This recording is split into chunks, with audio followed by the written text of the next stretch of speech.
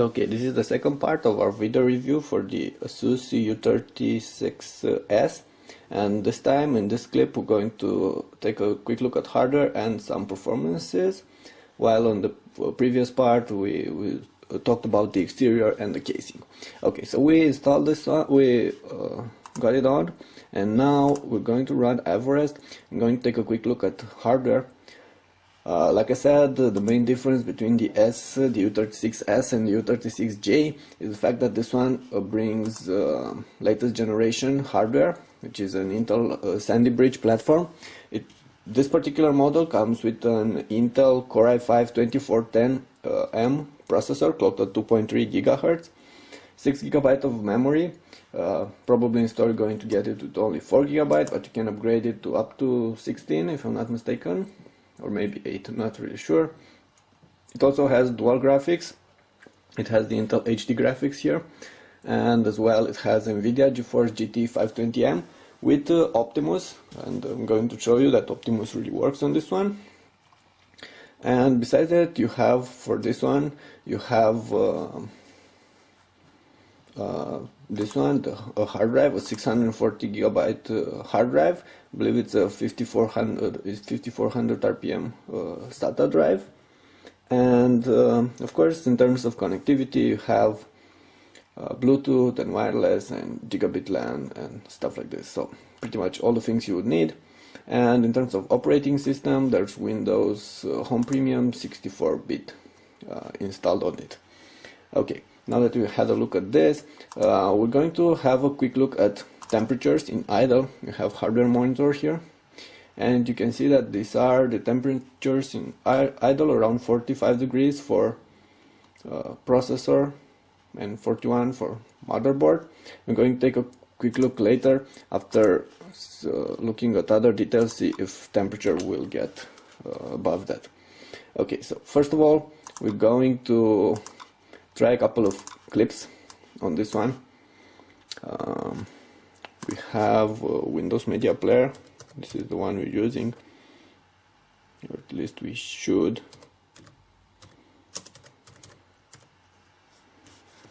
Okay, no, never mind. We didn't install Windows Media Player Classic, but you can actually run this with okay, no, you can run this with pretty much every software. This content, for instance, this is a clip of me. It's an MTS 720p clip. I'm not going to look at this, but this is a 1080p MTS clip. What's different about this device is that it comes. You can see that it works very nice, and you can easily throw around. This is a clip straight from the camera. Also, we have an MKV, 40 megabits MKV. We're going to see if this one works. Seems like it doesn't because we didn't install the proper.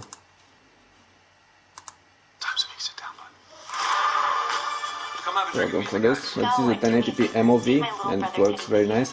And let's have a quick look at the viewing angles. Alright, one drink. Did it, buddy? Sure did. This is what you should expect in terms of vertical viewing angles.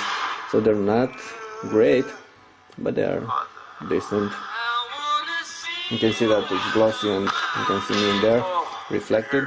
Also, we can have a look at sound volume. This is right now maximum sound. It's not really loud. Quality is okay, but the speakers are not really loud actually. Okay, I should also show you this one, but I haven't installed Windows Media Player Home Classic, but I can guarantee that it works. So pretty much all types of 1080p content works on this one, will work on this one, and you can output content via HDMI. Okay, now let's go on YouTube, and we're going to try and play a 1080p YouTube clip. And there's this trailer I particularly run on netbooks and laptops, because this one, The Dark Knight, because it has 1080p. So this is right now 1080p. You can see how well it's running, and it's not skewing, and seeking works flawless. And there's also this one, original resolution, which only can be played by the most powerful computers. You can see that it works very nice with this as well. Just told me everything about you. I certainly hope. Right now you can actually hear the cooler. It kicked on. So when running applications like this, the cooler will kick on. Okay, the idea is that all kind of 1080p content will be playable, self-stored or from online sources. So this can be a very good multimedia computer. Also, we ran a couple of benchmarks. For instance, I'm going to show a Windows rating, which is only 5.5. Not really sure why. Theoretically, we should get like 5.8, but I'm not really sure why this happened. Still, it's a pretty good rating, and the lowest is for graphics. Let's also show you that NVIDIA Optimus is on board this one. We have here the tools. This is the test viewer, and let's go again back on YouTube. And right now we're playing this 360p. If we're going to select the 1080p, it should go on. It actually doesn't. It doesn't need to go on for YouTube clips, seems so. But it will go on in when running a game. I'm going to show you this in a couple of seconds. Okay, let's go ahead and try it. We're going to run Call of Duty Modern Warfare. And going to see how well this is going to run.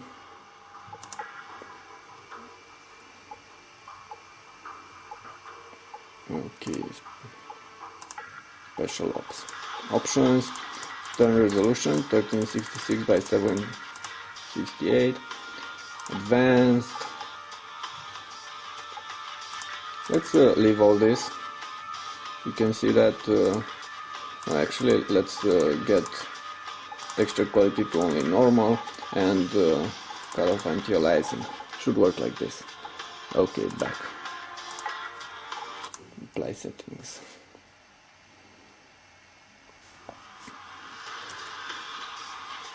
And right now you can see that the NVIDIA GPU is on. It's running on the NVIDIA GT 520, which is actually an entry-level card. It should be quite okay. Let's go ahead and try and play one of these missions. I'm going to try and play the pit, which is the training mission we always run on these devices. You can see that it will load pretty fast, but you can also hear the cooler. It's quite noisy when running such types of applications. Let's do this. Okay, let's go ahead and see how well we can play this. Yeah, not really good. I should be better. I played this like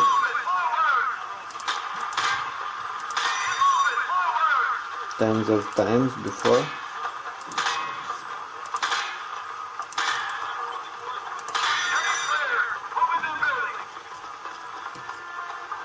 Okay, go.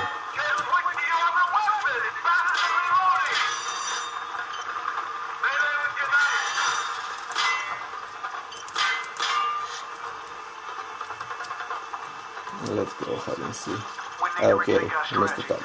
Okay, but however, the idea is that this mission is actually playable, and I'm going to try another mission which is a little bit more complicated, which is this one, and let's see if you can play this one as well.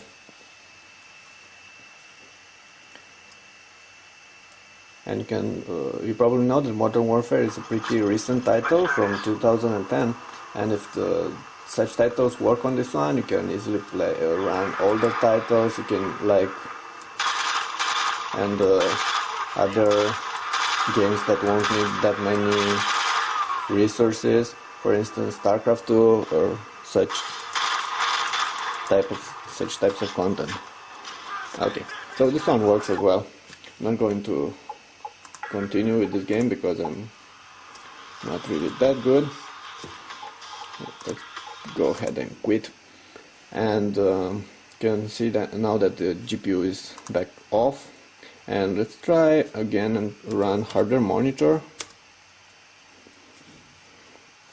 and you can see that the temperature actually jumped from 40 something where it was before to 58. It was like around 60.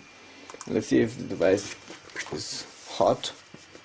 It's actually not, just a little bit warm on the back, but you can see that you can hear the cooling vents. They are pretty loud. You can probably adjust this with software like there's, I know for netbooks there's SHE actually, and it's working. It can you can adjust cooling fan speed. I'm not really sure if that's something you should mess with. Okay, so bottom point, this is a very nice device. It's portable, it's sleek, very solid build, and it comes with hardware, pretty potent hardware, enough to run all your daily application. You can run photo editing software, video editing software as well. You saw that we can also run all kinds of 1080p multimedia content and output it via HDMI, and you can also run some games. Probably not going to be able to run them on full details, or you're not going to be able to run decently titles like Crysis 2 or some of the Dirt 3 or something, some of these recent games launched in 2011. But for older titles, it's going to be okay. Still, we should also speak up a little bit about battery life. Like you saw, there is a 6L 63 watt-hour 4400 milliamps hour battery, if I'm not mistaken. Like I said, there are probably going to be different versions of batteries available for this model. I personally would choose the 8-cell version, because that one will probably offer you like 7 to 8 hours of battery life during everyday use. This one will probably offer like 5. Actually, I'm going to run a couple of battery life tests, and you're going to find the results of these tests, and of course all the other benchmarks I've run on it on the site on netbooklive.com. We're going to publish the full review for this laptop. In terms of prices, I have saw that this is already available in the US. Starts from around $749 or $799 if I'm not mistaken. And for that kind of money, you'll get the Core i3 version with a 3-cell battery, and probably going to only 2 GB of memory, and you're going to miss fingerprint reader, for instance. But for like 800, 900, around 900 or up to 1000, you will get this version, the Core i5 version, with 4 GB of memory, decent storage, and fingerprint reader, and a big battery. So for that kind of money, this is actually a very, very solid laptop. In fact, the only things I would say I don't like about it right now is the glossy screen. It would have been nice to have a matte display here. And also, I don't really like that it gets a little bit loud when running intensive applications. And you saw that the speakers are not very loud, and they can't really cover the noise produced by the cooling fan. But besides this, this is pretty much a Best Buy 13.3-inch laptop, especially if you want something more stylish and slicker, something a businessman would probably use